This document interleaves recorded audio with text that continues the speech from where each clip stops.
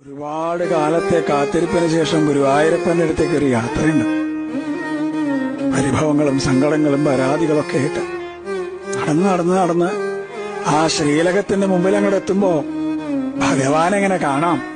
ശംഖും ചക്രവും ഗതയും പങ്കജവുമായിട്ട് ചക്രവർത്തി ഭാവത്തിലുള്ള ഭഗവാന്റെ രൂപം അതങ്ങോട്ട് കാണുമ്പോ കണ്ണ് നിറഞ്ഞൊഴുകും, തൊണ്ടയിടറും, എല്ലാം മറന്നുപോവും.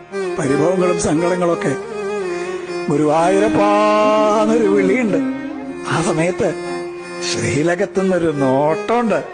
കാരുണ്യത്തിന്റെ കടലായ കണ്ണന്റെ നോട്ടം. ഞാനില്ലേ കൂടെ എന്ന് പറഞ്ഞിട്ട് ആ കണ്ണനെ ഹൃദയത്തിലേക്ക് നിറയ്ക്കുമ്പോഴേക്കും ദ്വാരപാലകര് നമ്മളെ നിൽക്കുന്നുണ്ടാവും. പക്ഷെ ആ കാരുണ്യം നിറഞ്ഞൊരു നോട്ടല്ലേ, അത് മതി നമ്മളെ പരമാനന്ദത്തിൽ ആറാടിക്കാൻ.